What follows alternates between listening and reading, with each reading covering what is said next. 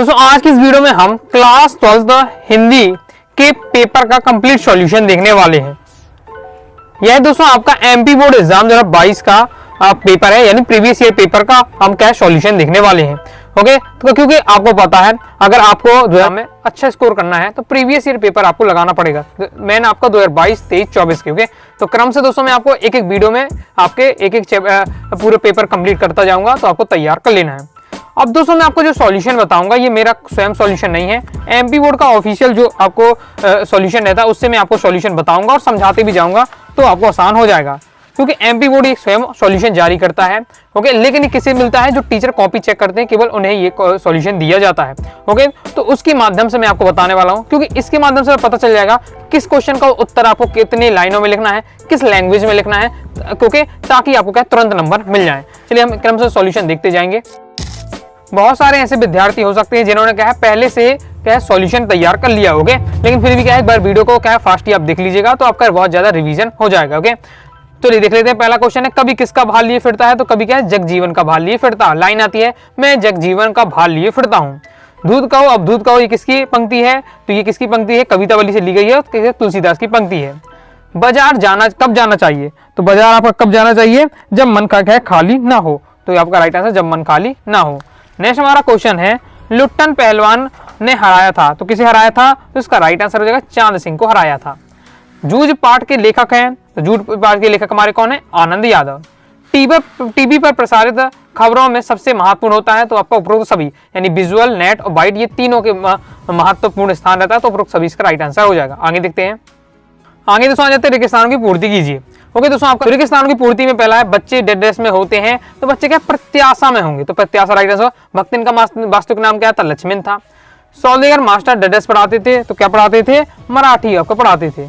नाटक में पात्रों की संख्या होनी चाहिए, तो नाटक में जो देखिए पात्रों की संख्या होती है, नाटक में पात्रों की संख्या होनी चाहिए, तो ये बहुत ज्यादा डाउट वाला क्वेश्चन है। ओके, देखिए अगर एकांकी ऐसा आता क्वेश्चन है, एकांकी की अपेक्षा, ओके, एकांकी तुलना में नाटक में पात्रों की संख्या, तो एकांकी तुलना में नाटक में पात्रों के तुलना क्या अधिक होती है। ओके, इस प्रकार से यहाँ तो आप इसमें सॉल्यूशन है, आपका ऑफिशियल सॉल्यूशन है, तो यहाँ कम बताया जा रहा है, लेकिन थोड़ा डाउट वाला क्वेश्चन है आपका ये। आपके अनुसार क्या सॉल्यूशन होना चाहिए बताइए। ओके, नेक्स्ट है आपका वीर रस का स्थायी भाव, तो वीर रस का तो आपका उत्साह हो जाएगा। जिन छंदों में मात्राओं की गणना की जाती है, माते छंद।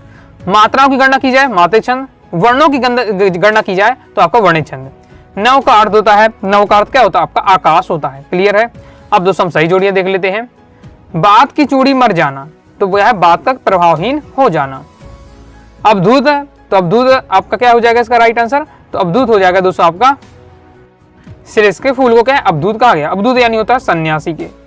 नेक्स्ट सिल्वर वेंडिंग, तो सिल्वर वेंडिंग तो यह सुधर बाबू हो जाएगा आपका, तो ये तीसरा। कहानी का केंद्रीय बिंदु, तो कथानक होता है। चौपाई छंद में क्या 16 सूत्र मात्राएं होती हैं। अब दोस्तों अब ये चीज चौपाई छंद है, तो ये अब दोस्तों आपके सिलेबस में तो है नहीं है, 2022 में था, तो अब तो आपको हट चुका है। तत्सम वाला जो तत्सम तत्व वाला भी टॉपिक था, तो ये भी हट चुका है। ओके, बाकी आपको क्या चौपाई छंद क्या 16 मात्रा होती है, तत्सम क्या संस्कृत के मूल इस बार। ओके, बाकी अब हो सकता है कि ये आपका है नहीं है, तो आप कहें कि सर ये कहाँ से आ गया, ये तो सिलेबस में है ही नहीं है, तो ये प्रीवियस ईयर पेपर है, तो उस समय था। ओके, नेक्स्ट है आपका एक शब्द एक वाक्य में उत्तर। पहला, ऊषा का जादू कब टूटता है? तो जब से सूर्योदय होता है तो ऊषा का जादू टूट जाता है। पहलवान लुट्टन सिंह के कितने पुत्र थे? तो 2 पुत्र थे। सिंधु शब्द का सबसे बड़ा नगर कौन सा है? तो सिंधु शब्द का सबसे बड़ा नगर है मोहनजोदड़ो। जैसे आमतौर पर रेडियो नाटक की अवधि कितनी होनी चाहिए? तो 15 से क्या 30 मिनट होनी चाहिए। शब्द गुण कितने प्रकार के होते हैं? 3 प्रकार के होते हैं। तो शब्द शक्ति पूछे चाहे शब्द गुण पूछे, 3 प्रकार के होते हैं। दूसरा घर कर लेना, मुहावरे का अर्थ है, तो यहाँ दूसरा विभाग कर लेना। ऑफिशियल में यही बताया जा रहा है आपका सॉल्यूशन। ओके, क्रिया विशेषण की परिभाषा लिखिए, तो जो क्या है जो शब्द क्रिया की विशेषता बताए, क्रिया विशेषण। अब देखिए क्रिया विशेषण वाला टॉपिक आपका नहीं है। ओके, बाकी ये आपका है सॉल्यूशन अगर देखना है तो ये आपका दिया हुआ ऑफिशियल पूरा सॉल्यूशन आपका ये दिए हुए इस पर से ये कंप्लीट हो जाता है। आगे देख लेते हैं। आगे नेक्स्ट हमारा रहते हैं आप सत्य शब्द। सत्य शब्द में पहला है परचेजिंग पावर का अर्थ करेक्ट शक्ति से होता है, तो बिल्कुल सत्य हो जाएगा ये हमारा। नेक्स्ट है हमारा शिशिर का फूल संस्कृत साहित्य में सबसे कठोर माना जाता है, तो ये आपका असत हो जाएगा, क्योंकि शिशिर के फूल को क्या है संस्कृत साहित्य में कोमल माना जाता है। ओके, यहाँ कठोर दिया है तो आपका सत्य हो जाएगा, तो याद रखिएगा शिशिर का फूल क्या है कोमल है। नेक्स्ट राखल दास बनर्जी 1922 में मोहनजोदड़ो गए थे, तो ये बिल्कुल सत्य हो जाएगा। ओके, इतिहास के स्टूडेंट है तो पहली चैप्टर में आपका दिया हुआ हड़प्पा सभ्यता वाला। ओके, नेक्स्ट कहानी का नाटक रूपांतरण असंभव है, तो ये दोस्तों आपका असत्य हो जाएगा, क्योंकि कहानी से हम क्या है कोई कहानी दी है उसका अगर नाटक में रूप में प्रेजेंट करना है तो कर सकते हैं। जबकि यह लिखा असंभव तो ये आपका क्या असत्य हो जाएगा, क्योंकि यह संभव है। ओके, करुण रस का स्थायी भाव रति है तो ये भी आपका सत्य हो जाएगा, क्योंकि करुण रस का स्थायी क्या होता है, करुण रस का स्थायी भाव होता है शोक। तो दोस्तों आपके 10 रस हैं, तो 10 ही रस के आपको क्या है स्थायी भाव जरूर याद करके रखना है। ओके, जिन विद्यार्थियों को याद है जस्ट अभी क्या है कमेंट बॉक्स में आप कमेंट कर दीजिए क्रम से। ओके, आपका करना है श्रृंगार रस, फिर आपका करुण रस, वीर रस, हास्य रस। ओके, जितने सभी रस है 10 रस के आपको नाम और उनके स्थायी भाव। जैसे प्रिया बहुत बातूनी है, मैं बातूनी शब्द क्रिया विशेषण है, तो ये आपका दोस्तों क्या हो जाएगा असत्य हो जाएगा। ओके, अभी आपका भी क्या है क्रिया विशेषण वाली टॉपिक भी आपका हटा हुआ है तो आपको इग्नोर कर देना है। ओके, जो आपके हटे हुए तो इग्नोर भी आप कर दीजिएगा।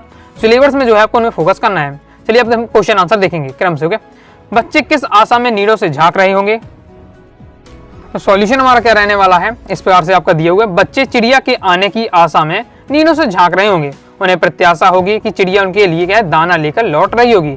क्लियर है, बस इतना ही आपको बताना है। देखिए 2 नंबर में आपका क्वेश्चन आता है तो 2 लाइन का आपको बताना है, बिल्कुल शॉर्ट में परफेक्ट आपको बताना है। जो क्वेश्चन पूछे है तो आपको 2 लाइन में लिखना है, और ऐसा नहीं कि 2 लाइन के चक्कर में आपको जो पूछा जाए वो ना बताएं। 2 लाइन में आपको उसको पूरा कवर करना है। तो क्या पूछा जा रहा है, बच्चे किस आशा से नीड़ों से झांक रहे हैं, तो इसलिए आशा से झांक रहे हैं कि चिड़िया के आने की आशा से। ओके, कि उनकी जो चिड़िया उनकी माता जी हैं वो आएंगे और उन्हें क्या है भोजन देंगी। ओके, इस प्रकार से तो चिड़िया उनके लिए तय दाना लेकर लौटेगी, इसकी प्रत्याशा में हो रही है। नेक्स्ट हमारा क्वेश्चन है, भाषा को सहूलियत बरतने से क्या अभिप्राय है, तो भाषा को सहूलियत बरतने से आशा है कि भाषा केवल अपनी बात संप्रेषण का माध्यम है, ना कि क्या कोरी विद्वता प्रदर्शन का। अतः भाषा का प्रयोग इस प्रकार होना चाहिए कि हमारी बात श्रोता तक यह स्पष्ट रूप से पहुंच जाए। यानी जो भाषा है, भाषा क्या है, भाषा एक माध्यम है। भाषा माध्यम की मेरा जैसे ज्ञान है तो मैं आपको बता रहा हूँ। तो यह क्या मैं अपनी भाषा के माध्यम से बता रहा हूँ। तो भाषा क्या है, अपनी बात को दूसरे तक पहुंचाना, सामने वाले तक पहुंचाना, ये भाषा का माध्यम है। लेकिन यदि इसी भाषा में मैं क्या है अपना विद्वता लगाने लगूं, ओके, घुमा फिरा करने लगूं, तो सामने वाला जो व्यक्ति वो समझ भी नहीं पाएगा।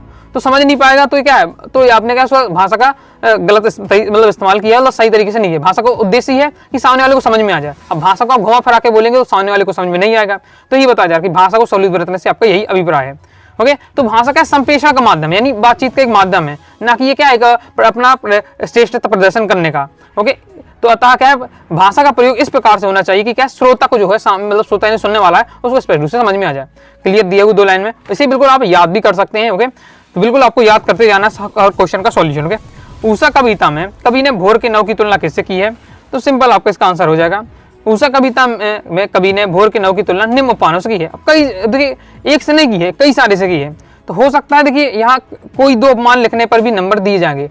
यानी देखिए अब इतने सारे से की गई है, अगर 2 नंबर क्वेश्चन है तो स्टूडेंट हो सकता है वो 1 ही लिखे या 2 लिखे तो भी आपको नंबर मिल जाएंगे। लेकिन हर जो पूरे कवि में इतने सारे जगह तुलना की गई है। जैसे बहुत नीले संग से भी की गई है, राख से लिपे हुए चौके से भी की गई है, केसर धुली हुई काली सिर से भी की गई है, लाल खड़िया मली हुई स्लीट से भी की गई है, नीले जल से हिलती हुई गोड़ देह से की गई है। इतनी सारी जगह से क्या है भोर के नव की तुलना की गई है। तो कोई भी 1 से 2 अगर आपको याद होता है आप लिख देते तो आपका नंबर मिल जाएगा। इसलिए वो टीचरों को यहाँ हिंट भी दिया जाता है कि 1 से 2 भी अगर स्टूडेंट लिख रहा है तो उसे नंबर दिए जाए। ओके, नेक्स्ट हमारा अब छोटा मेरा खेत कविता में संदर्भ में अधर और बीज क्या है, तो आपका छोटा मेरा खेत कविता में कवि विचारात्मक प्रभाव को अधड़ और उसकी अभिव्यक्ति शब्दों का बीज कह रहा है। इस कविता में कवि कागज को खेत कहता है।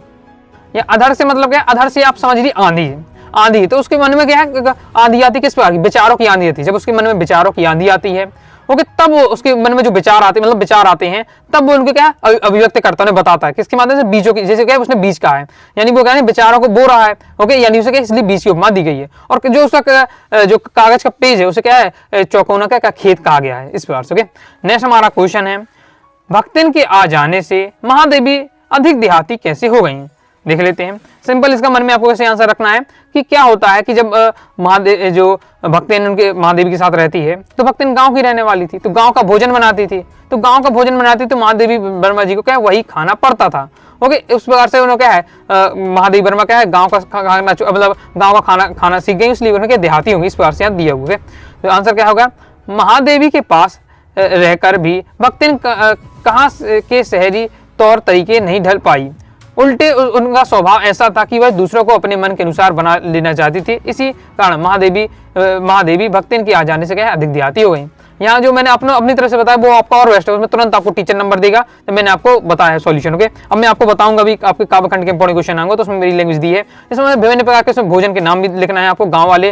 ओके, जैसे बाजरे के पुए बनाती है इस प्रकार से। ओके, तो महुए की लपसी बनाती है, तो ये सब गांव के जो भोजन खिलाती है उनको खा के क्या है मादी बनवा क्या एक बार से देहाती कहना लगती है इस टाइप से। नेक्स्ट देख लेते हैं, अगर उससे संबंधित लगभग भी आप 2-3 लाइन लिखते हैं तो नंबर आपको मिल जाते हैं, ऐसा नहीं है कि बिल्कुल परफेक्ट होना चाहिए। ओके, अब जैसे मैंने आपको और दूसरा थोड़ा टाइप का बताया है, यहाँ बिल्कुल बहुत ज्यादा शॉर्ट में कर दिया गया है, जबकि मैंने 3-4 लाइन में आपको बताया, तो ऐसा नहीं है कि आप बिल्कुल परफेक्ट वही लिखेंगे, उस हिंदी में यही होता है, लगभग भी आप उससे संबंधित लिखते हैं तो आपको तुरंत नंबर मिल जाएंगे। ओके, देखिए नेक्स्ट क्वेश्चन है, मनुष्यों की क्षमता किन 3 बातों पर निर्भर करती है? तो ये आपका जो डॉक्टर BR अम्बेडकर वाला लास्ट जाति प्रथा वाला चैप्टर उससे लिया गया है। जो मनुष्य की क्षमता है वो किन बातों पर निर्भर करती है?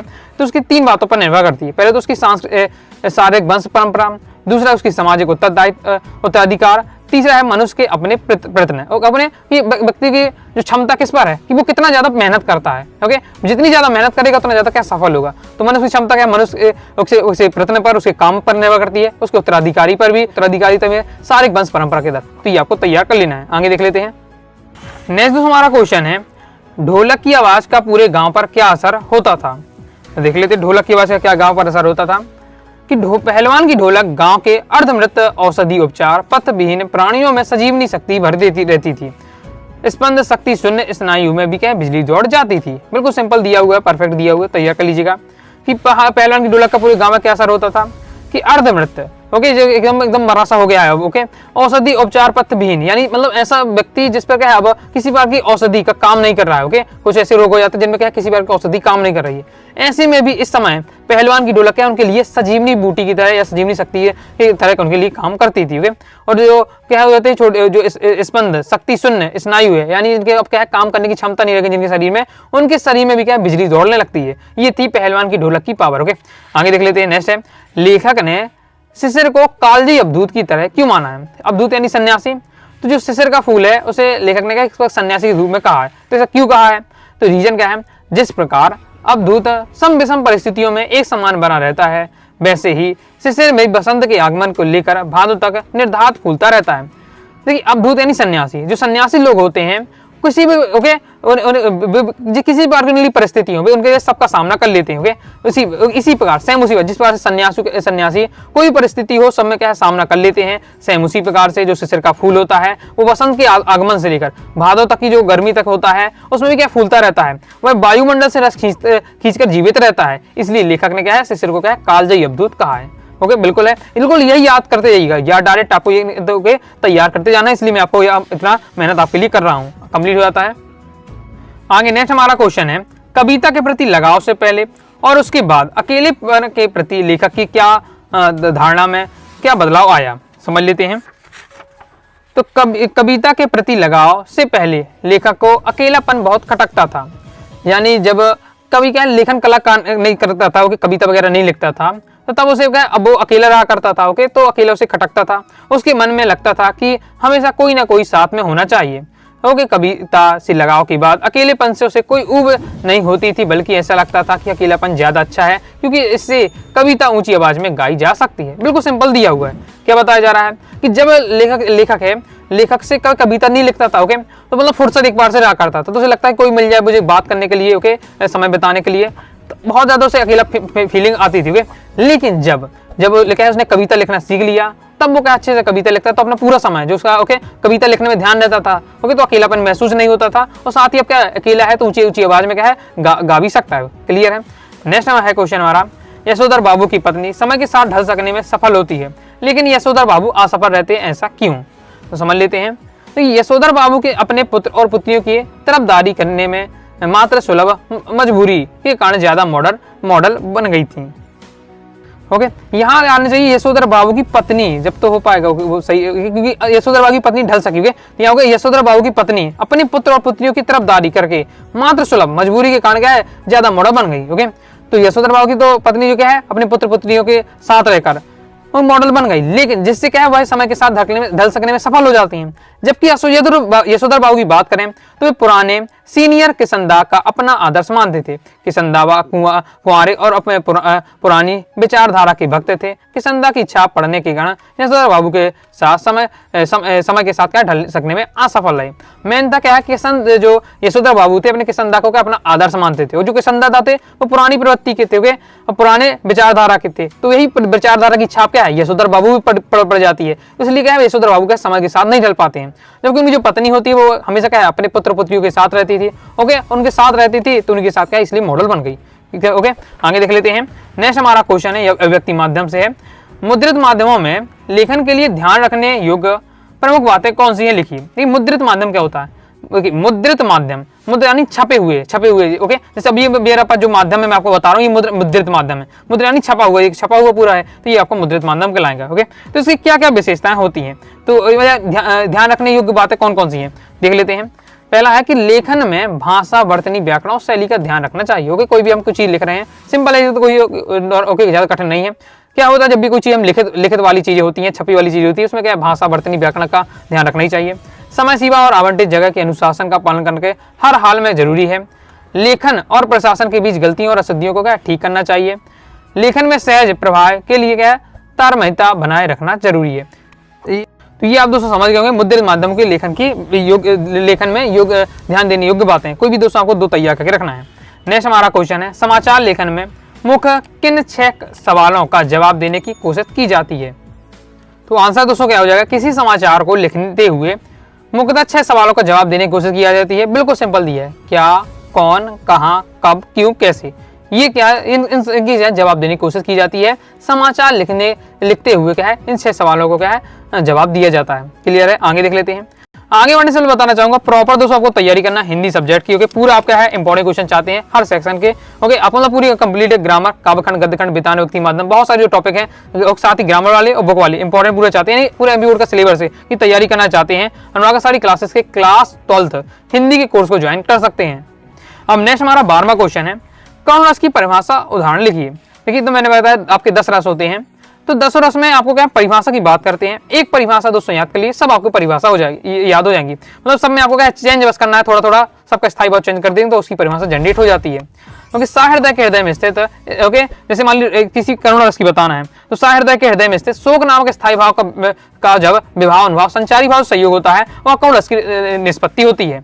ऐसी बी रस का आ जाए तो सहृदय के हृदय में स्थित उस साय नामक स्थायी भाव का जब विभाव अनुभाव संचारी और संयोग होता है तो वहां आपकी बी रस की निष्पत्ति होती है। ओके, हास रस का आ जाए तो सहृदय हृदय में स्थित हास नामक स्थायी भाव का जब विभाव अनुभाव संचारी और संयोग होता है वहां हास रस की निष्पत्ति होती है। तो मैंने क्या होता है, देखिए एक ही परिभाषा बोली ना मैंने हर जगह, बस तो आपको बीच में क्या है उसका जो स्थायी भाव है वो चेंज वहां कर देना, बाकी वही परिभाषा रहने वाली है। तो परिभाषा एक याद कर लीजिए, सबके लिए हो जाएगा। हाँ, उदाहरण देखिए सबके लिए आपको याद करना पड़ेगा, बाकी रस वाली आप वीडियो देख लीजिएगा हिंदी ग्रामर की लिस्ट पे जाकर, तो मैंने सबके इजी एग्जांपल भी दिया हुआ है। ओके, बाकी यहाँ किस प्रकार से दिखा हुआ है, तो यहाँ जब शोक नामक स्थायी भाव का सहयोग विभाव अनुभाव संचारी सहयोग होता है वह कौन रस की निष्पत्ति, वही परिभाषा जो मैं आपको बता रहा हूँ। तो उदाहरण इस बार से आपका दिया है, हे सके वह मेरा प्राण प्यारा कहाँ है, दुख जलधि में डूबती का सहारा कहाँ है। बस ये आपके दिया हुआ, ये भी इजी अच्छा है, इजी है आपका, ज्यादा कठिन नहीं है, पढ़ सकते हो, याद कर सकते हैं। अगर कौन रस का आपको उदाहरण याद नहीं तो इसे आप याद कर सकते हैं। ओके, आगे हमारा नेक्स्ट क्वेश्चन है, विरोधाभास अलंकार की परिभाषा एवं उदाहरण लिखिए। तो विरोधाभास अलंकार, विरोध धन आभास, नाम में पूरा राज छुपा हुआ है। विरोधाभास, विरोध धन आभास, जहां वास्तविक विरोध नहीं है लेकिन फिर भी हमें क्या विरोध का आभास हो रहा है, लग रहा है, वहां विरोध नहीं है हमें लग रहा है। ओके, इस प्रकार से जैसे क्या दो लोग हैं बहुत तेजी से क्या बात कर रहे हैं, तो हम दूर से देख रहे हैं तो बहुत तेजी से बात करेंगे तो हमें क्या लगेगा यार भाई इनकी लड़ाई हो गई। हम पास में जाकर पहुंचे तो भाई ये लोग बात कर रहे थे, क्योंकि उनकी तरीका होता बोलने का इस टाइप से, तो इस टाइप का हमें वहां दूर से देखा तो विरोध का आभास है, पास में जाकर देखा तो वो तो बात कर रहे थे आपस में, लड़ाई नहीं कर रहे थे, इस टाइप से। तो जहां काव्य में वास्तविक विरोध न होते हुए विरोध का आभास हो, विरोधाभास अलंकार, बिल्कुल सिंपल परिभाषा दी हुई है। यही मैंने आपको बताई भी, अलंकार भी तैयार की है। देखिए, ज्यों ज्यों बूढ़े श्याम रंग त्यों तो उज्जवल हुई, यानी जैसे जैसे क्या है श्याम रंग यानी काले रंग में डूबते जाते हैं त्यों तो क्या है उज्जवल होते जाते, यानी क्या है हमारा जीवन क्या है उन्नत होता जाता। किसके लिए लाइन लिखी गई है, ये भगवान श्री कृष्ण की लाइन लिखी गई है। जैसे हम क्या है भगवान कृष्ण के प्रेम में डूबते जाते हैं हमारी क्या उन्नति होती जाती है, इसके लिए लिखा हुआ है। और मैंने आपको ये भी एग्जाम्पल आपको याद कराया था, मैंने निजरोधन में राग लिए फिरता हूँ, शीतलवाणी में आग लिए फिरता हूँ। अब शीतलवाणी में आग लिए फिरना, ये आपका विरोधाभास अलंकार है। ये आपके पहली चैप्टर आत्मपरिचय वाला है, उसी से लाइन मैंने आपको बताई है, तो उसमें भी आपका विरोधाभास अलंकार है। तो आपको अच्छे से आपको तैयार करके रखना है। ओके, आपका आई होप दोस्तों आप समझ गए होंगे। आगे देख लेते हैं। आगे नेक्स्ट हमारा क्वेश्चन है, सोठा छंद की परिभाषा एवं उदाहरण लिखिए। अथवा क्वेश्चन है, अभिधा शब्द शक्ति की परिभाषा लिखिए। तो सोठा छंद बताना है। देखिए सोठा जो छंद होता है, सबसे पहले आपको याद रखना है दोहा का उल्टा होता है। दोहा का उल्टा सोठा होता है। इसके पहले और तीसरे चरण में 11-11 मात्रा है, दूसरे चौथे चरण में क्या 13-13 मात्रा होती है। टोटल क्या 4 चरण होते हैं, एकदम याद कर लीजिएगा। ओके, सोठा छंद का ये आपको उदाहरण दिया हुआ है, बंदऊ अबद बुआल सत्य प्रेम जेहि राम पद बिछाऊ दीन दयाल प्रियतन त्रत रूप परिहु। देखिए बहुत सारे विद्यार्थी कह रहे थे सर परिभाषा तो याद जैसे हो जाती है, उदाहरण याद नहीं होते। तो देखिए आपको उदाहरण तो किसी को याद नहीं होते, ऐसा नहीं कि सबको पहली बार में याद हो जाते हैं। जैसे मैं आपको ऐसे नॉर्मल तरीके से कई सारे मैं बताता हूँ, तो ऐसा नहीं कि जब मैं पढ़ रहा था तो मैं एक बार में मुझे याद हो गया, मैंने कई बार उसको लिखा है, ओके प्रैक्टिस की है, तब मैं आपको ऐसी आपको नॉर्मल तरीके से बता पा रहा हूँ। रीजन यही है। तो लेकिन जब याद हो जाता तो आपको सोते सोते ही बता दें। आप मुझे उठाएंगे सोते मुझे इसका उदाहरण बताओ तो मैं आप बता पाऊंगा। क्या बात है सर, क्या बात है सर। रीजन की मैंने उसकी बहुत ज्यादा प्रैक्टिस की है। तो क्या समझ में आता है, लिख लिख कर बार बार प्रैक्टिस करिए, बार बार बोलिए। नहा रहे हैं तो भी आप बोलिए, कहीं खाना खा रहे हैं तो मन में सोचते रहिए उसका। ये इस तरह से पढ़ाई करनी पड़ेगी। पढ़ाई ये नहीं है कि आपने कॉपी पेन ले लिए तभी आप बैठ के पढ़ रहे हैं तो वही पढ़ाई है। कुछ काम भी कर रहे हैं, कहीं जा रहे हैं, रास्ते में जाने वाली साइकिल चलाते हुए आप जा रहे हैं, तो मन में आपने सोठा छंद के उदाहरण बोल लिया, ओके विरोधाभास का उदाहरण बोल लिया, तो बोलते आपको बार बार बोलना है तो आपको याद हो जाएगा। यही करना पड़ता है, क्योंकि इतना आसान तो होता ही है। लिख लिख कर आप प्रैक्टिस करिए। ओके, बाकी जितने इजी वाले थे, जितना हो सकता है जो मुझे याद है बहुत ज्यादा इजी है, मैंने आपको हर वीडियो अपने वीडियो बताए छंद वाली अलंकार वाली है, तो वहां से आपको लिख लिख कर तैयार अच्छे से कर लेना है। ओके, नेक्स्ट हमारा अथवा से क्वेश्चन है, अभिधा शब्द शक्ति की परिभाषा लिखिए। ओके, अभिधा शब्द शक्ति की परिभाषा बतानी, बिल्कुल सिंपल। आपकी अभिधा शब्द शक्ति क्या होती है? अभिधा शब्द शक्ति जिन शब्दों में वाच्यार्थ अभियार्थ की अभिव्यक्ति हो वहां अभिधा शब्द शक्ति होती है। ओके, अभिधा शब्द शक्ति यानी सिंपल वाली रहती है। ओके, जिसमें जो चीज लिखी हुई है उसी का बात होती है। जैसे राजा दशरथ अयोध्या के राजा थे। ओके, तो अब जो दशरथ अयोध्या के राजा थे। ओके, तो अब इस बार से वो सिंपल लाइन में जो उसका बात लिखी है वो उसका अर्थ है, वही आपकी अभिधा शब्द शक्ति रहती है। आप आगे नेक्स्ट हमारा क्वेश्चन है कि मुहावरे और लोकोक्ति में कोई दो अंतर लिखिए। देखिए इस वाले क्वेश्चन में जैसे अभी शब्द शक्ति परिभाषा पूछी गई तो केवल आपको परिभाषा बस लिख दे तो भी आपको नंबर मिल जाएंगे। बहुत सारे विद्यार्थियों को उदाहरण तो हम याद करके जाते हैं, तो एक उदाहरण भी लिख दें तो और अच्छा लगेगा, टीचर को सही लगे कहाँ अच्छा लिखा है। लेकिन आप परिभाषा बस पूछेगा तो परिभाषा लिख देते तो भी आपको नंबर मिल जाए। हो सकता है केवल यहाँ उदाहरण बस पूछता, कई बार क्या है परिभाषा ना पूछे केवल उदाहरण पूछेगा, ओके, तो उदाहरण बस लिखे तो भी आपको नंबर मिल जाएगा। लेकिन मैं कहूँगा आपको क्या है इतना टाइम तो लगता नहीं है, लाइन का है ये, तो आपको क्या है तुरंत ही उसकी अभिधा जो भी पूछा उसकी परिभाषा उदाहरण दोनों लिख दीजिएगा। ओके, नेक्स्ट हमारा क्वेश्चन है मुहावरे और लोकोक्ति में कोई आपको क्या है दो अंतर आपको बताने हैं। तो दो देख लेते हैं, मुहावरे में और आपको लोकोक्ति में अंतर। इस प्रकार से मैं दिया थ्योरी वाला दिया, बाकी मैं तालिका में समझाता हूँ। ओके, तो बात तो वही हो जाती है। देखिए जो मुहावरे होते हैं वाक्यांश होते हैं, वाक्यांश नहीं वाक्य का अंश होता है, वाक्य एक छोटा सा टुकड़ा होता है। ओके, जबकि लोकोक्ति पूर्ण वाक्य होती है, अपने आप में पूर्ण वाक्य होती है। और मुहावरे को क्या प्रयोग स्वतंत्र रूप से नहीं कर सकते। अब क्यों नहीं कर सकते? क्योंकि वाक्यांश है, वाक्य एक टुकड़ा है। जब वो वाक्य का टुकड़ा किसी वाक्य में जुड़ेगा तभी अर्थ देगा। ओके, जबकि जो लोकोक्ति होती है वो स्वतंत्र होती है। स्वतंत्र यानी सिंगल हम लोकोक्ति लिख देते ना, मैं पूछूं इसका अर्थ क्या है तो आप बता देंगे। लेकिन अगर सिंगल के लेकिन मुहावरा लिख दिया जाए तो उसका अर्थ नहीं निकलेगा। ओके, उसका अर्थ नहीं निकलेगा। उसको क्या है जब किसी वाक्य का सेट किया जाएगा तभी उसका अर्थ निकलता है। तो क्या याद रखना है, मुहावरे वाक्यांश है, लोकोक्ति पूर्ण वाक्य है।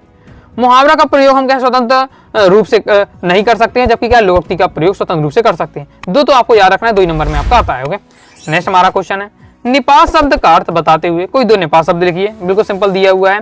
तो इस शब्दों का अर्थ कई बार मैं बता चुका हूँ, हर त्रैमासिक में प्रैक्टिस करिए, अर्धवार्षिक में आपकी प्री बोर्ड एग्जाम में।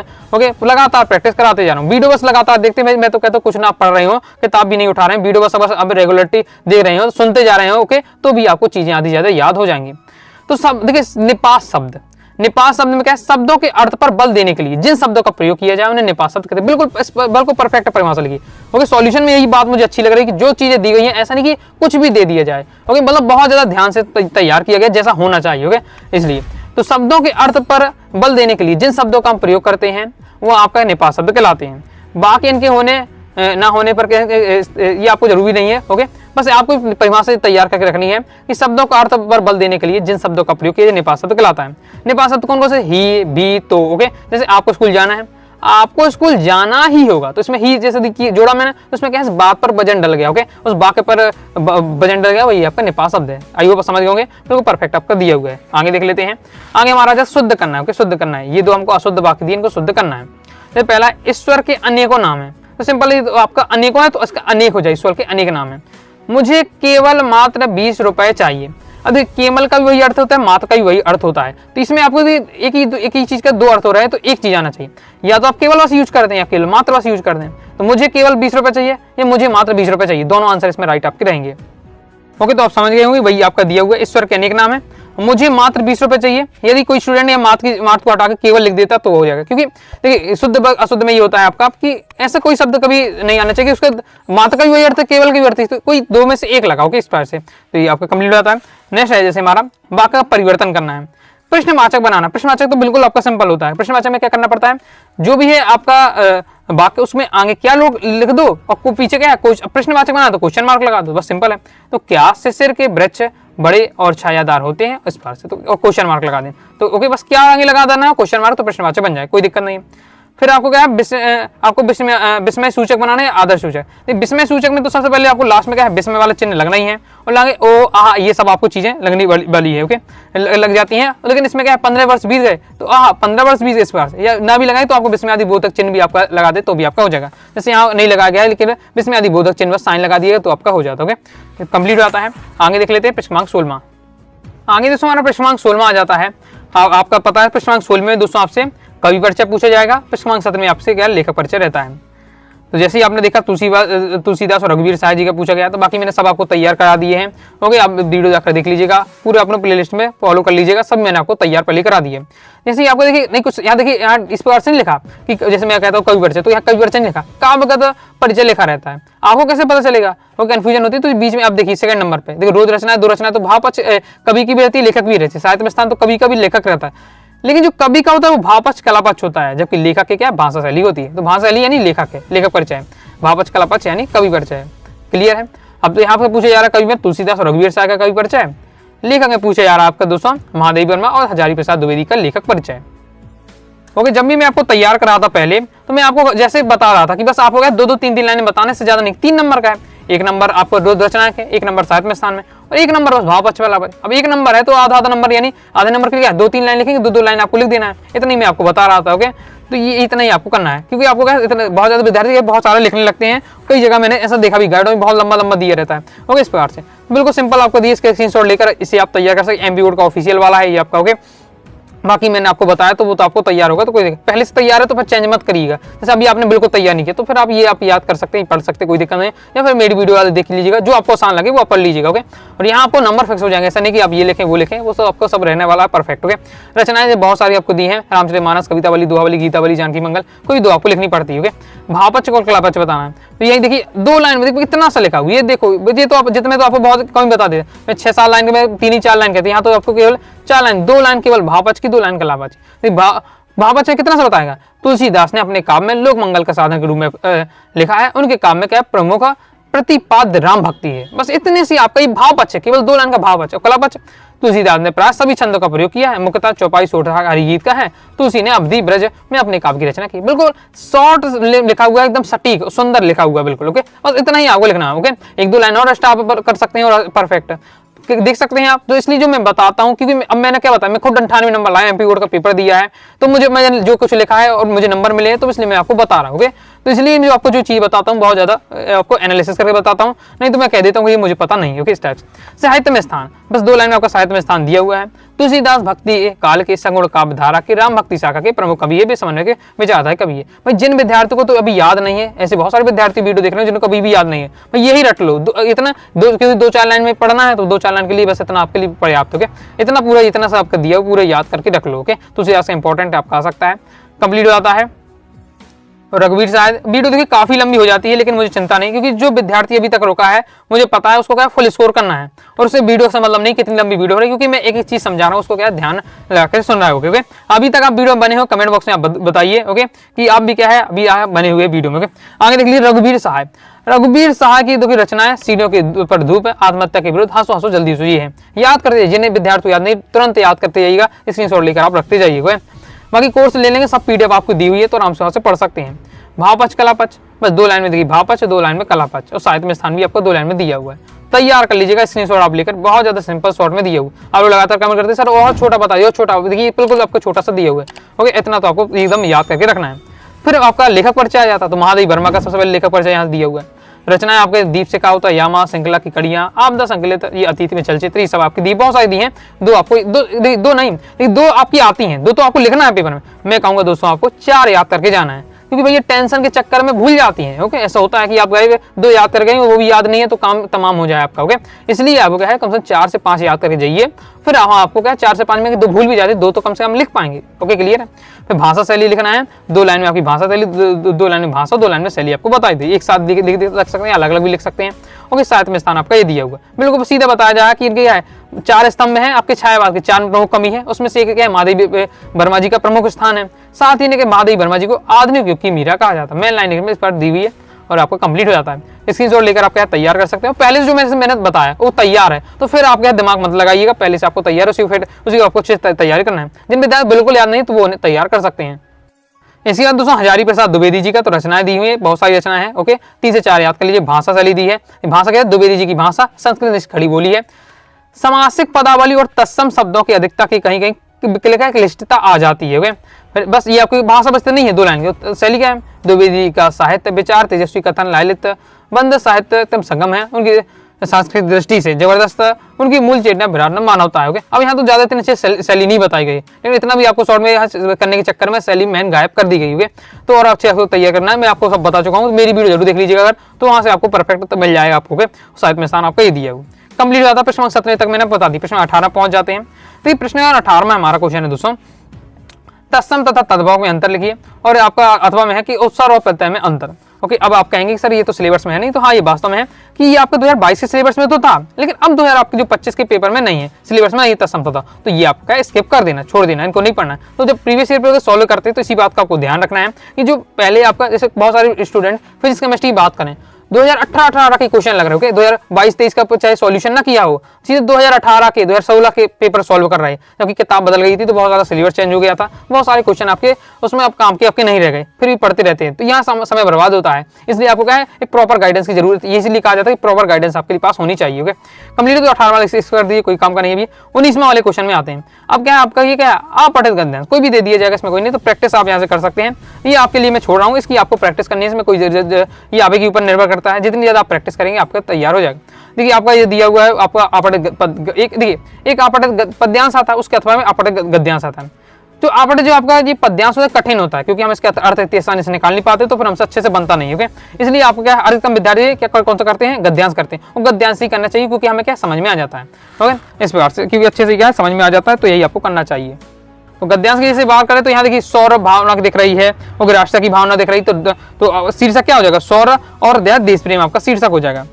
राष्ट्रीय भावना में किसका विशिष्ट स्थान है, तो राष्ट्रीय भावना में क्या है, सौरभ भाव का विशिष्ट स्थान है। यही पहली लाइन में दिया हुआ, देखो बिल्कुल सिंपल लिखा हुआ, ये दिया हुआ है पहली ये लाइन में लिखा हुआ है। सुदीर्घ शब्द का आपको क्या बताना है, अर्थ बताना है, सुदीर्घ यानी सुदीर्घ, ओके यानी लंबे समय तक, इस बार बिल्कुल कितना आसान है। जबकि यहाँ पर शीर्षक ढूंढेंगे तो भी ज्यादा अच्छे से समझ में नहीं आ पाएगा। ओके, इसलिए आपको क्या हमेशा भी पेपर में आपको करना है, तो गद्यांश से बन जाए तो गद्यांश आपको कर लेना है। ओके, बाकी प्रैक्टिस करिएगा, सॉल्यूशन ये देख लीजिए। ओके, सॉल्यूशन आपका ये दिया हुआ है प्रश्न 19 का। अब दोस्तों हमारा क्या है प्रश्न 20 में आ जाता है। तो इसमें आपको संदर्भ प्रसंग व्याख्या आपकी रहने वाली है। एक आपकी क्या है, ये आपकी काव्य खंड से संदर्भ प्रसंग व्याख्या आती है, और एक आपकी गद्य खंड से गद्यांश की संदर्भ प्रसंग व्याख्या, 4 नंबर का आपका रहता है। ये आपका कब बनेगा, देखिए आपको जब चैप्टर आपने सब समझे ही होंगे तो आपसे वैसे ही व्याख्या बन जाएगी। संदर्भ प्रसंग कब बनेगा, संदर्भ कब बनेगा, संदर्भ में क्या लिखना पड़ता है कि कहाँ से लिया गया है, किस चैप्टर से लिया गया है, और उसके लेखक कौन है, तो वो आपको याद कर लेना हर चैप्टर का। और उसके लेखक मैं आपको बताता हूँ, याद करके रखिएगा। काव्य खंड से गद्य खंड के सभी में, काव्य खंड में आपका कभी हो जाते हैं, आपके गद्य खंड में लेखक हो जाते हैं, तो वो आपको याद रखना है। सद बितान के भी आपको राइटर नेम आपको याद रखने हैं, इससे संदर्भ में आपको लिखने में आसानी होगी। साथ ही इससे क्या वस्तुनिष्ठ बनते हैं, तो वो यहाँ से बनने लगे। जैसे आंगन में ठुनक रहा है जिद आया, बालक तो हुई चांद पे ललचाए, ये आपका दिया हुआ है आपका। तो ये हमारा क्या लिया, कहाँ से लिया गया है आपका, तो ये हमारे पाठ का नेम क्या है, रुबाइयाँ है, और रचनाकार किसके कौन है, फिराक गोरखपुरी है। अब देखिए यहाँ दिया हुआ है, जैसे देखिए संदर्भ तो ये आपका मैंने आपको बता दिया, संदर्भ में क्या बताता है आपको, चैप्टर नाम बताना है, तो आपका किससे लिया गया है, रुबाइयाँ से, और रचयिता कौन है, फिराक गोरखपुरी। संदर्भ और प्रसंग और जो व्याख्या होती है, तो यहाँ हर व्यक्ति हर स्टूडेंट अपने अपने हिसाब से लिखेगा, किसी का सेम नहीं होगा, हर स्टूडेंट के अपने अपने हिसाब से लिखेगा। ओके, 1000 स्टूडेंट है तो उसमें से 1000 स्टूडेंट की लाइनें सबकी अलग होने लगी, क्योंकि अपनी इसमें फीलिंग रहती है। ओके भाई रट के तो इसको हम जाते ही नहीं है, आपको सबको पता है। ओके, तो जब कोई पता है एमपी बोर्ड को भी कि हर स्टूडेंट को अपने हिसाब से लिखना है, तो यहाँ के एमपी बोर्ड ने किस पास सॉल्यूशन देखिए, इसका देखिए तरीका देखिए, मैं आपको बता दूं यहाँ इसमें पूरे राज छुपे होते हैं कि आपको जो अभी मैं आपको जो बातें बताता हूँ तो आपको विश्वास भी नहीं होगा, क्योंकि कि बस ऐसी फेंक दी है सर ने। ओके, कई बार ऐसा भी बहुत सारे विद्यार्थी कहते हैं, लेकिन अब जो मैं आपके एमपी बोर्ड के ऑफिस से बता रहा हूँ तो आपको विश्वास होगा कि हाँ ये बात तो जो मैं बताता हूँ सही है। ओके, देखिए ये हमारा दिया हुआ है। देखिए पहले बताए संदर्भ अगर लिखते हैं 1 नंबर, इसलिए मैं कहता हूँ कि किसी क्वेश्चन को छोड़िए मत, कुछ ना कुछ के नंबर होते हैं। अगर आप संदर्भ बस लिखाते पेपर में तो 1 नंबर मिल जाएंगे, प्रसंग के लिखाते हैं 1 नंबर, व्याख्या लिखते हैं 1 नंबर। देखिए विशेष का भी 1 नंबर होता है, इसलिए मैं कहता हूँ लिखा नहीं रहता है। टाइटल देखिए कहीं नहीं लिखा, क्या लिखा, सप्रसंग व्याख्या, सप्रसंग व्याख्या नहीं संदर्भ प्रसंग व्याख्या लिखो, विशेष कहीं नहीं लिखा इसमें कि विशेष लिखो, लेकिन विशेष का भी 1 नंबर है। इसलिए मैं कहता हूँ हमेशा क्या विशेष भी आपको लिखना। विशेष का मतलब क्या होता है, विशेष का मतलब होता है कि जो ये हमारा ये आपका लिया गया है जो आपका पद्यांश है, इसमें कौन सी भाषा है, कौन सी रसों का प्रयोग है, कौन से अलंकारों का प्रयोग है, ये सब आपको बताना पड़ता है। इसकी भाषा कैसी है, और 102 लाइन भी लिख देते हैं, आपका काम हो जाता है। तो बस देखिए यही संदर्भ में आपको यहाँ बस देखिए संदर्भ बस में यहाँ लिखा हुआ है, बाकी लिखा हुआ प्रसंग क्या है, प्रस्तुत पंक्तियों में एक बालक के चांद के लिए मचलने के लिए चित्र खींचा गया है। बस प्रसंग आपको 1 लाइन बताने पड़ता है। प्रसंग को केवल जो भी होता है मतलब जो किस टॉपिक की बात हो रही है 1 से 2 लाइन में आपको बताने पड़ा। व्याख्या में आपको क्या है 4-5 लाइन 3-4 लाइन कम से 2 से 3 लाइन आपको लिखनी पड़ती है। उपयुक्त व्याख्या सही लिखने पर क्या 1 अंक दिया जाएगा। ओके, अब हर स्टूडेंट के अलग होगी, इसलिए यहाँ एमपी बोर्ड ने अपना बताया नहीं है। ओके, टीचर अपने अनुसार नंबर दे देगा। विशेष में विशेष लिखने पर 1 नंबर आपको मिलने वाला है, इसलिए विशेष जरूर आपको लिखना चाहिए। तो क्या समझ गए, संदर्भ प्रसंग व्याख्या के साथ साथ विशेष जरूर लिखना है। बहुत सारे स्टूडेंट स्किप करते हैं, ये मैंने देखा है। ओके, इसलिए आपको क्या अब समझ गए होंगे विशेष का महत्व, तो आपको स्किप नहीं करना है। अब आगे देख लेते हैं। नेक्स्ट है कविता एक उड़ान है चिड़िया के बहाने, कविता की उड़ान चिड़िया उड़ान भला चिड़िया क्या जाने। तो ये हमारा कहाँ से लिया गया है, कविता के बहाने वाले चैप्टर से लिया है। रचनाकार का है कुंवर नारायण। इस डिजाइनिंग में आपको नहीं लिखना, आपको संदर्भ लिखना है कि प्रस्तुत पद्यांश हमारी पाठ्य पुस्तक का आरोह कविता के बहाने अध्याय से लिया गया है। ओके, जिसके रचयिता कुंवर नारायण जी हैं, ऐसा आपको लिखना पड़ता है। ऐसा नहीं लिखना, लेकिन जैसे मैंने बोला आपको वो लिखना पड़ता है। वो तो टीचर को हिंट दिया जा रहा है, क्योंकि उनको क्या है आंसर आदर्श उत्तर प्रोवाइड कराने का प्रयास किया जा रहा है। प्रसंग में क्या है, चिड़िया की उड़ान की सीमा और कविता की उड़ान की असीमता की तुलना की है कि चिड़िया की एक लिमिट है कि भाई ये यहाँ से यहाँ तक उड़ सकती है। कविता की कोई लिमिट नहीं है। ओके, कविता की कोई लिमिट नहीं है कि क्या हद है। जैसे मान लीजिए मैं पढ़ा रहा हूँ, मैं समझा रहा हूँ आपको, यही मैं अगर ऑफलाइन यही कोचिंग खोल लूँ अपने घर में अपने आसपास, तो यहाँ 10 से 20 बच्चों को जोड़कर ओके पढ़ा रहा हूँ, 40-50 बच्चे पढ़ा रहा हूँ। एक लिमिट होगी, 50 पढ़ा पाऊंगा, इससे ज्यादा नहीं पढ़ा पाऊंगा, क्योंकि रूम की साइज इतना होगी। 10 बच्चे की पढ़ा सकता हूँ, रूम की साइज इतना है। लेकिन आप लोग देख रहे हो तो आज 5,000, 10,000 ओके 15,000 तक स्टूडेंट, लाखों तक स्टूडेंट कई बार हो जाते हैं। तो ये इसमें लिमिट नहीं, तो सेम इसी पास है। आइए बात समझ रहे हो। नेक्स्ट आपकी व्याख्या क्या है, अपने हिसाब से आपको लिखने हैं, पर विशेष आपको दिया। बाकी अब ये तो मैंने आपको समझाने के लिए, बाकी तो अब इनकी सब क्या है संदर्भ प्रसंग व्याख्या बनी जाएगी। आपको क्या लिखने पर कितने नंबर बिकते हैं, मेरा उद्देश्य वही आपको बताना हो कि तैयार कराना। जैसे संदर्भ प्रसंग व्याख्या आपका है पैसा पावर है, पर उसके सबूत में आसपास माल टाल जमा ना हो, ये आपका दिया हुआ है। तो समझ गए पैसा वाली जहां बात आई आपकी गद्य खंड में, तो बाजार दर्शन वाली चैप्टर से लिया गया है, जयनंद कुमार है। इतना आपको समझ जाना है। जब भी आप पढ़ें तो माइंड में सबसे पहले यही आपका आना चाहिए। तो संदर्भ आप लिख पाएंगे, संदर्भ इतना आपने लिख दिया 1 नंबर आपके फिक्स हो जाते हैं। और व्याख्या में क्या बात बताई जा रही है, तो प्रस्तुत गद्यांश में पैसे की क्रय शक्ति के बारे में बताया जा रहा है। ओके, या पैसे की क्षमता के बारे में बताया जा रहा है, क्रय शक्ति क्या है, परचेजिंग पावर के बारे में बताया जा रहा है। व्याख्या और विशेष आपको लिखना पड़ता है। ओके, व्याख्या और विशेष आपका रहता है। जब गद्य खंड की आप विशेष लिखे तो आपको लिख देना है भाषा सरल सुबोध है। ओके, और ये लाइन तो आप खान में फिट कर सकते हैं, कुछ ऐसे भी आप शब्द पकड़ लीजिएगा, मैं आपको आगे बता दूंगा। मैंने से रात की बीच का को सिर्फ अब देखिए पहलवान की ढोलक, तो सिंपल लिखा हुआ पहलवान की ढोलक वाले चैप्टर से लिया गया है आपका। ओके, और इसमें आपको क्या है रचनाकार कौन है, फटेश्वर नायडू है। अब इसमें आपको प्रसंग में क्या है, प्रस्तुत प्रसंग में पहलवान की ढोलक की जीवंतता का वर्णन किया गया है। व्याख्या और विशेष आपका रहने वाला। ओके, अब यहाँ तो आपको व्याख्या विशेष बन जाएगा, मुझे इतनी बारीक बताने से आवश्यकता नहीं है। ओके, ये तो आपको चीजें बन जाएगी। ओके, आगे देख लेते हैं। ओके, आगे देख लेते हैं। अभी भी कोई भी आपको दिक्कत आ रही, कोई मन में डाउट हो तो कि यार इस वाले में क्या होगा, कैसा क्या होगा, कुछ भी समझ में आपको कोई भी टॉपिक में कुछ भी आपको मन में प्रश्न आ रहे हो, तुरंत आप कमेंट बॉक्स में आप कमेंट करिएगा, या मेरे व्हाट्सएप में भी आप पर्सनली पूछ सकते हैं। लेकिन प्रयास के कमेंट बॉक्स में आप करिएगा। कमेंट बॉक्स में आप करते हैं तो मैं आपका रिप्लाई दूंगा, हाईलाइट करूंगा आपको। ओके, तो और स्टूडेंट को भी वो डाउट के अगर उनके मन में भी होता तो उनके आ जाता। ओके, क्लियर हो जाएगा। नेक्स्ट है जबलपुर नगर, अभी आपका प्रश्न नंबर 22 में, इसमें आपका प्रश्न नंबर 22 में क्या है, आपको पत्र लिखना रहने वाला है। तो जबलपुर नगर निगम के निगम आयुक्त को नियमित जल आपूर्ति करानी है, तो आपको पत्र लिखना है कि आपके मतलब मोहल्ले में आपके क्या है पानी नहीं आ रहा है समय पर, तो उसके लिए आपको बताना है। अथवा में है अपने मित्र कमलेश को अपने बड़े भाई की शादी में आमंत्रित थे, तो आपको एक पत्र लिखना है। तो ये आपका दिया हुआ है। अब देखिए एमपी बोर्ड ने भी यहाँ सॉल्यूशन नहीं दिया है, इसका सॉल्यूशन नहीं लिखा होगा जैसे पेपर पर, क्यों नहीं लिखा? रीजन ये है कि ये हर स्टूडेंट अपनी अपनी लैंग्वेज में लिखता है। कोई क्या कहेगा पानी की आपूर्ति, तो पानी के लिए क्या लिखेगा कि यहाँ के जो पाइपलाइन है वो एकदम बहुत ज्यादा गंदे हो चुके हैं, ओके, उनमें जाम हो गया, इस कारण क्या पानी नहीं आ पा रहा, तो उनके साफ करा दें तो पानी आने लगेगा। ओके, या कोई स्टूडेंट समस्या बता देगा कि हमारे यहाँ क्या टंकी अच्छे से नहीं बनी है, टंकी लीकेज हो जा रही है, पानी जैसे सही से नहीं आ पा रहा, मतलब कई सारी समस्याएं हो सकती हैं, बिजली आने की भी कई समस्याएं हो सकती है, मतलब बिजली सही से नहीं आ पा रही। तो इस बार से हर स्टूडेंट अपनी अपनी लैंग्वेज में लिख सकता है यहाँ, लेकिन फॉर्मेट देखिए फिक्स होना चाहिए। जो नंबर यहाँ मिलते हैं वो यहाँ पत्र लिखने में फॉर्मेट मायने रखता है, इसलिए हर क्या फॉर्मेट की मैं बात करता हूँ। और अब फॉर्मेट आप जान लीजिए, ये आपका दिया हुआ एमपी बोर्ड ने खुद कह रहा है कि संबोधन लिखने पर, संबोधन लिखने में मतलब समझ सकते हैं कि सेवा में प्रचार मौजूद, इस टाइप हम लिखते हैं सबसे आगे, ओके, या फिर एड्रेस लिखते हैं हम सबसे पहले, ओके, ये लिखेंगे यहाँ क्या लिखेंगे हम, ओके, सेवा में जबलपुर नगर निगम, ओके, इस प्रकार से, तो ये नियमायुक्त ये लाइन लिखेंगे, तो ये आपका संबोधन कहलाता है। इसका आपको इतना सा बस लिख दिया एक नंबर, ओके। फिर इसके बाद विषय लिखने पर आप विषय लिखेंगे कि भाई विषय क्या है, बस विषय लिखा और कॉपी पेस्ट कर देना है। जल की आपूर्ति करानी है तो आवेदन पत्र, आपके 2 नंबर यहाँ से पक्का हो, 4 नंबर के 2 नंबर भी पक्के हो गए आपके, ओके। फिर आप क्या बीच में पार्ट लिखें मैन, अपनी समस्या बताएंगे 2-3 लाइन में कि ये दिक्कत हो रही है, ओके, इस कारण क्या है पानी नहीं आ पा रहा था, आपसे निवेदन है कि इस पर क्या है समय पर क्या है पानी पहुंचाए, ओके, इस प्रकार से। तो फिर आपको लास्ट में क्या लिखना पड़ता है, लास्ट में आपको बताते हैं, अब दिनांक लिखते हैं लास्ट में, साथ ही आप बताते हैं कि ये क्या है आवेदक कौन है, ये इसका प्रेषक कौन है, इस प्रकार से उसका नाम लिखते हैं 1 नंबर। तो आप ये समझ 4 नंबर किस प्रकार से, और यहाँ तो जो 3 नंबर तो फोकट के बीच में मेहनत कहाँ करनी पड़ती, ये तो हर स्टूडेंट बन जाता है, आगे सेवा में श्रीमान ये सब तो लिख ही लेते हैं, विषय आपको कॉपी पेस्ट करिए लिख लेंगे, ओके, किसने भेजा दिनांक तो आप लिख लेंगे, अब दिनांक में कोई दिक्कत नहीं है। बीच में जो आप 2-3 लाइनों उसमें दिक्कत होती है आपको, वहाँ से बस 1-2 लाइन आप जैसे सेट, अब 1 नंबर वहाँ से लेता है तो 2-3 लाइन वैसे लिख देते हैं तो भी आपका काम हो जाएगा। तो देख सकते हैं ये आपको 4 नंबर रहता है। और आपको क्या लगता है कि ऊपर नीचे तो एक लाइन लिखने उसका क्या नंबर होगा, बीच का मेन होता है उसका, बस नहीं सबका नंबर जुड़कर बनता है, ओके। इसी बार से आपका अनौपचारिक में भी आपको वही सेम आपका रहने वाला है, अनौपचारिक पत्र में भी फॉर्मेट आपको मैंने बता दिया, बाकी फिर आप किसी अपने लैंग्वेज से लिख सकते हैं, आपको नंबर दिए जाएंगे। तो आपका क्या है 4 नंबर का दूसरा आपका है आपका अनुच्छेद लेखन, अनुच्छेद लेखन कहा जाए आपका, या फिर निबंध कहा जाए की बात आपकी रहने वाली। 4 नंबर का तो 2 पेज को कम से कम आपको लिखना है, और हर आपको 4-5 टॉपिक तैयार करके रखना है दोस्तों। साथ ही कोटेशन जरूर याद करें, जो भी टॉपिक तैयार करें, पर्यावरण प्रदूषण, विद्यार्थी जीवन अनुशासन, ओके, खेलों जीवन में खेलों का महत्व, ये उनको तैयार कर रहे हैं, तो दोस्तों आपको क्या कोटेशन जरूर याद करना है। थ्योरी में भी लिख सकते हैं, लेकिन पॉइंट वाइज पॉइंट लिखे तो ज्यादा अच्छा आपका रहने वाला है, ओके। इसलिए एमपी बोर्ड ने बताया कि हर स्टूडेंट यहाँ भी निबंध अपने अपने हिसाब से लिखेगा, तो टीचर भैया जो भी जिस हिसाब से स्टूडेंट लिखे नंबर दे सकते हैं, ओके, अपने हिसाब से, उसमें कोई दिक्कत नहीं है। तो इस बार से मैंने कंप्लीट आपको सॉल्यूशन बता दिया, और एमपी बोर्ड के ऑफिशियल सॉल्यूशन से मैंने आपको बताया, तो चीजें आपको समझ में आ जाई होंगी, और काफी जो चीजें आपको जो आज तक अभी पता नहीं थी, बहुत चीजें आपको वो भी आपको क्लियर हो गए होंगे। अभी भी दोस्तों मन में आपके डाउट हो, कोई भी प्रश्न को लेकर कमेंट बॉक्स में आप जरूर पूछ लीजिएगा, वीडियो सपोर्ट आपका जरूर कर दीजिएगा, ओके। और कोई भी दोस्तों डाउट आता है तो कमेंट बॉक्स से जरूर आप पूछ लीजिएगा। साथ ही दोस्तों टेलीग्राम चैनल, व्हाट्सएप चैनल को ज्वाइन कर लीजिएगा, ओके। तो मिलते हैं दोस्तों नेक्स्ट वीडियो में, तब तक के लिए बाय बाय।